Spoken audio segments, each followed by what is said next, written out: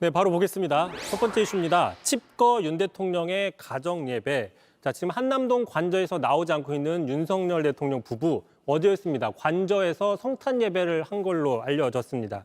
자, 서울 소재 한 교회 목사와 성도 등 한 10명 정도가 방문한 걸로 알려졌는데 참고로 일반적으로 대통령은 본인의 종교와 상관없이 성탄절 예배에 참석해 왔습니다. 네. 자, 집권 1년 차 왼쪽에 보시면은 윤 대통령 부부가 모두 참석을 했고요. 반면 지난해에는 윤 대통령 혼자 참석을 했는데 당시만 해도 국회에서 김건희 여사 특검법이 큰 쟁점이 될 때다 뭐 이런 분석이 있었고요. 자, 그런데 이번에는 12.3 내란 사태와 탄핵 사태로 두 사람 모두 공식석상에 나타나지 않은 셈입니다. 수사기관 소환 통보도 무시하고 헌법재판소 탄핵 심판 절차도 응하지 않으면서 성탄 예배만 받습니다.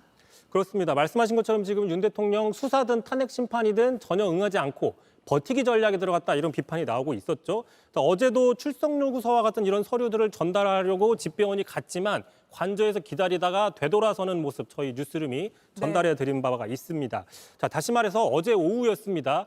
탄핵이든 수사든 관련된 서류는 일체 받아들이지 않고서 바로 그 오후에 교회 목사 등을 불러서 성탄 예배를 받다라는 것이죠. 어떻게 보면은 정작 관저에 드릴 것은 교회 목사가 아니라 출석 요구서가 먼저가 아니냐 그런 지적들이 나오고 있는 이유입니다. 네, 그렇죠. 근데 이렇게 대통령이 다 불응한다는 비판이 큰 상황에서 성탄 예배는 또 하고 또 그게 아시아투데이 단독 보도로 또 알려지고 이런 모든 과정이 굉장히 이례적입니다. 그 배경이 뭘까요? 그래서 일각에서는요, 그 윤 대통령 주변 지금 탄핵 이후에 무속 논란이 부쩍 커진 상황과 관련이 있는 게 아니냐 이런 분석도 나오고 있습니다. 자, 실제로 보시면요, 맨 왼쪽에 구속된 명태균 씨 미륵불로 불렸죠. 네. 그리고 또 전모 씨 법사라고 불렸죠. 또 역술인 천공 씨는 윤 대통령 하늘이 내렸다고 극찬을 했습니다. 그리고 노상원 전 정보사령관은 안산보살로 불리고 있죠. 보사, 법사, 보살 뭐 굉장히 많습니다. 그렇습니다.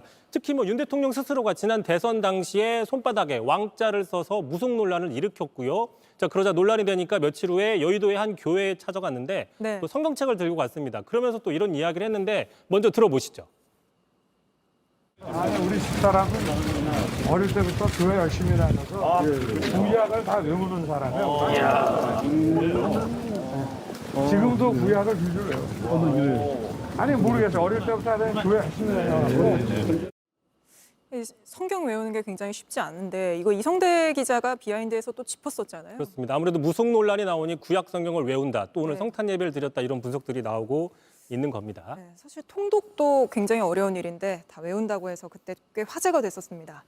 여야 얘기도 한번 해보죠. 오늘 여야가 나란히 같은 교회를 찾았던데요.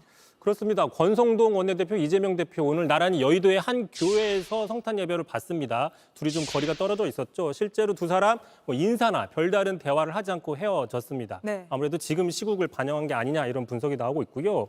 자, 말 나온 김에 참고로 윤 대통령 가장 최근에 공개적으로 기독교 예배에 참석한 게 언젠가 찾아봤더니 지난 3월 31일 부활절 예배입니다. 자, 당시 국민의 작은 목소리라도 귀를 기울이겠다라고 얘기를 했는데 네. 그런데 이때가 언제냐 다시 한번 좀 따져보면요. 어제 소개해드렸죠. 3월 말에 윤 대통령이 신원식 당시 국방부 장관, 김용원 당시 처장 등과 만나서 조만간 계엄해야겠다라고 얘기한 게 있습니다. 이 바로 직후입니다.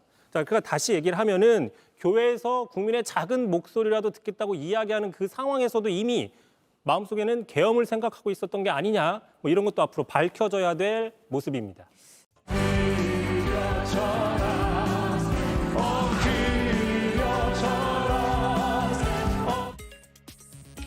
오늘은 성탄절이자 윤석열 대통령의 출석일이었습니다. 모두가 예상했던 것처럼 윤 대통령 공수처에 나타나지 않았습니다. 이른 아침부터 모였던 기자들도 허탈해하는 모습이었죠. 2차 소환이 오늘이었는데 그 다음 날인 26일 이후에 변호인단이 입장을 내놓을 거라고 합니다. 성탄일을 지나서 입장이나 또 대처가 있을 수도 있지 않겠느냐. 막무가내인 건 대통령뿐만이 아닙니다. 내란을 실행했던 김용현 전 장관 내일 기자회견을 연다는데 방송사를 고르고 있습니다. 저희 JTBC와 일부 방송사는 오지 말라고 했다는데요. 내란죄 피의자가 적반하장이란 반응이 이어졌습니다. 윗물이 맑아야 아랫물이 맑다는 말, 틀린 말이 아니었습니다. 네. 내일 기자회견 지켜보겠습니다. 일단 윤석열 대통령 네 번째 소환 통보의 불응입니다. 검찰특별수사본부가 지난 12월 15일 오전 10시까지 나오라고 했는데 불응. 그리고 6일 뒤 나오라고 했는데 불응. 공조수사본부에서도 18일에 나오라고 했는데 불응. 오늘 10시 불응. 총 네 번째입니다. 검사 윤석열이라면 어떻게 했을까요? 당장 체포했겠죠. 예. 예. 그렇기 때문에 본인을 체포해야 되는 상황이 온 게 아닌가라 말씀드리고 싶고, 윤석열 대통령을 법적 정치적 책임 회피하지 않겠다, 당당하게 맞서겠다고 하지 않았습니까? 지금 이 모습이 당당한 건가요? 저는 뻔뻔하고 추한 모습이다라는 말씀을 드리고 싶고, 지금 내란의 그 중요 임무 종사자들은 줄줄이 구속 수사 받고 있습니다. 예. 대한민국 치안을 책임졌던 조지호 전 경찰청장, 김용현 전 국방부 장관 등등 사령관들이 내란 수계의 명령을 수행했다는 이유로 지금 줄줄이 구속 수사를 받고 있는데, 왜 내란 수계 혐의자는 지금 수사를 계속 불응하고 있는 것이죠? 왜냐하면 다른 일반적 수사에 있어서는 좀 관계자들을 먼저 수사한 이후에 최종적인 윗단계까지 가는 그런 절차를 밟기도 하는데, 내란죄는 다릅니다. 지금 내란죄 같은 경우는 내란 수계 아주 극소수의 인물이 이걸 계획하고 준비했다는 혐의가 지금 짙기 때문에 오히려 위에 붙어야 되는 것이고, 내란 수계인 혐의자인 윤석열 대통령부터 먼저 수사를 해야 되는 것임에도 불구하고 이것에 불응하고 있다. 앵커께서 아까 초입에 말씀하신 것처럼 이렇게 한국의 이런 정치가 멈춰 있는 이 책임에서 자유로울 수 없다는 말씀을 드리고 싶고, 지금 윤석열 대통령 측이 말하는 게 탄핵 심판이 우선이다, 수사는 나중에 받겠다, 이 명분을, 말도 안 되는 명분을 내세우고 있거든요. 이 사실 비상계엄조차도 위헌위법적으로 하더니 수사도 이렇게 헌법을 유린하면서 자기 마음대로 받고 싶은 대로 하겠다는 이 뻔뻔함을 어떻게 받아들여야 될지, 사실 헌법재판소에서 이 탄핵 심판을 진행하면서 수사기관에 수사 자료를 요청해서 받도록 되어 있습니다. 그러니까 동시에 진행되는 게 당연한 것이고, 이거에 대해서 불응하는 것 자체가 말도 안 되는 것인데, 저는 윤석열 대통령에게 한 말씀 드리고 싶은 게, 지금 이런다고 달라지는 게 없거든요. 그래서 며칠 시간을 벌어서 증거인멸도 할 수 있고, 공범들과 말을 맞출 수 있고, 이런 시간을 벌 수 있을지 모르겠으나, 사실 우리나라의 그 탄핵제도는 사법적 탄핵제도입니다. 그러니까 법과 법률과 헌법의 중대한 위반인데, 중대한 위반을 헌법재판소에서 어떻게 판단하냐? 결국 국민을 보고 판단합니다. 이렇게 국민의 분노를 키울수록 안 그래도 높은 탄핵 심판의 가능성이, 인용의 가능성이 저는 더욱 높아질 뿐이다라고 말씀드리고 싶습니다. 예.